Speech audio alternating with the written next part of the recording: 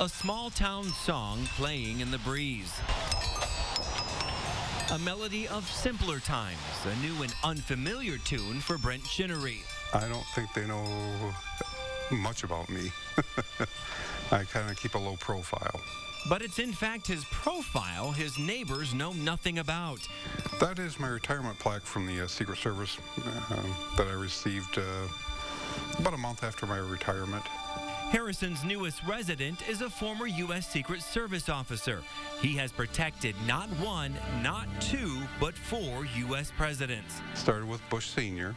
and left just before President Trump came into office. So I was there 26 and a half years. His post standing right on the other side of the door where the world's biggest problems are solved.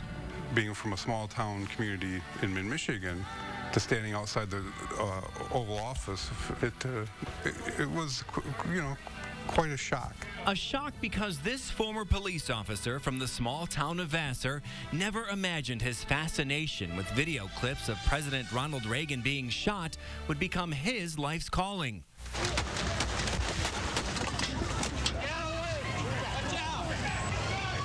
Chinery never dealt with an assassination attempt on his watch, but says he was on the job during one of America's most terrifying days, September 11th, 2001.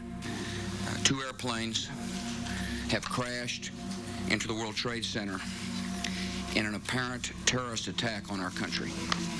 We thought one of the planes was coming to the White House. It circled by the White House and the monument, and then they decided to hit the Pentagon instead. It appears that an aircraft of some sort did hit the side of the Pentagon. President George W. Bush wasn't in Washington that day, but Chinery was.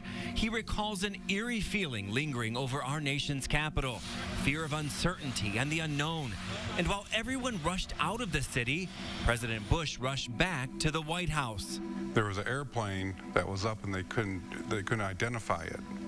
So we told President Bush we had to move him down to the bunker, and he wouldn't go down to the bunker until he found out where his dogs were at. He said, well, get my dogs. I'm not going down until we get the dogs. So we had to round up the dogs, and then finally he went down to the bunker with Mrs. Bush. While protecting the first family and their pets is what Chinery took an oath to do, his own family was crippled with worry. You weren't sure when he was coming home. Kim Chinery says being married to a Secret Service officer made her tough.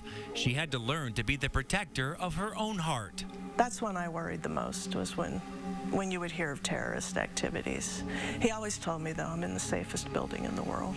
But Chinery wasn't always under the security blanket of the White House. He traveled the world with the president. Every move calculated and choreographed, but things didn't always go as planned. President Clinton, we were in Houston one time.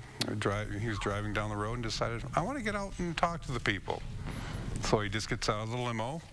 These people aren't screened. He walks to the side of the road and starts shaking hands and talking with people. So, I mean, you don't know what you're getting yourself into. You don't even know who these people are on the side of the road.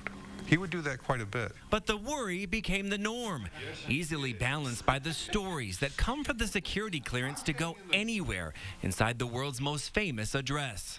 I remember being excited when Queen Elizabeth visited the White House, and I'm like, but did you see the Queen? Did you see the Queen? He's like, I saw Peyton Manning. And while Officer Chinery keeps watch over a much quieter post these days, and that's the post I would work quite frequently, was here in the West Wing lobby. A few small reminders adorn the walls of his new home.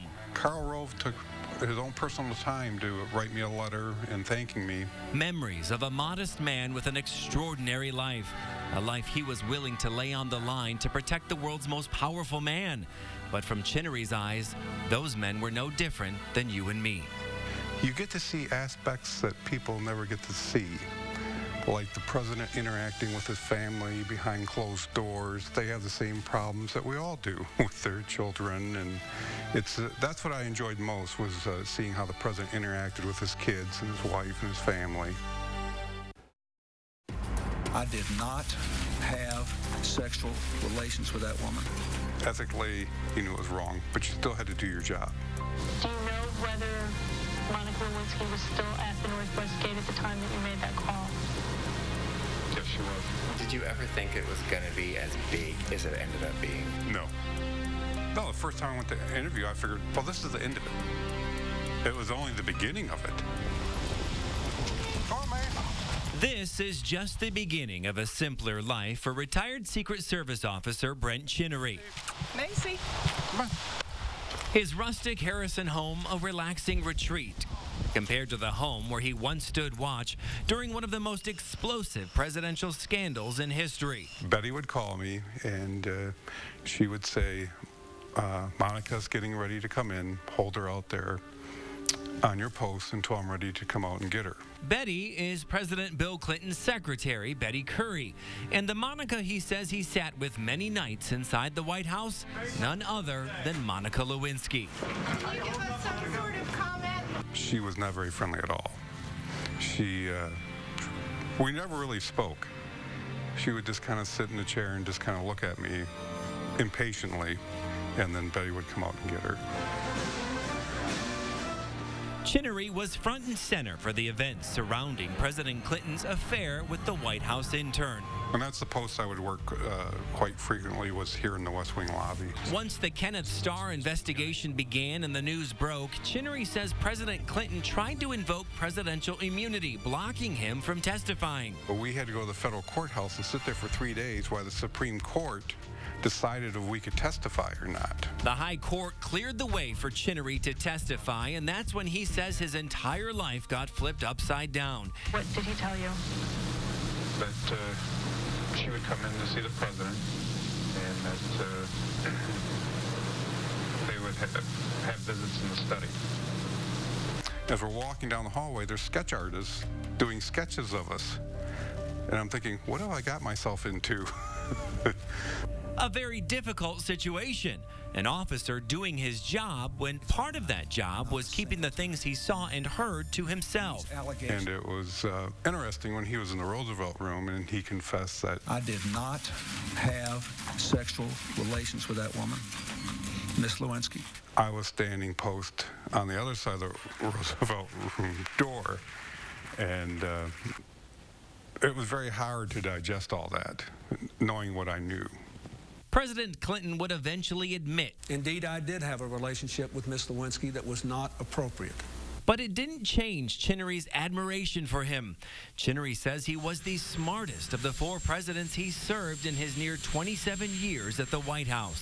The first thing he'd do, he'd come in to the Oval in the morning, is he would gather all the papers and do the crossword puzzles. There'd be 5 papers laying out there. He'd pick them up. Within 15 minutes, he had all those crossword puzzles completed. Chinery says he's been asked about writing a book detailing the life he lived in the country's most famous house. Started in January of 1990. No regrets. No regrets. I enjoyed my career. But a very modest and very retired Brent Chinery says he's actually ready to write a different story, turning the page to a much quieter chapter of his life, one filled with content and cherished, honored memories.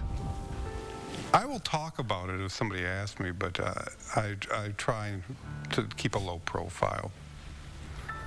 It's just not me.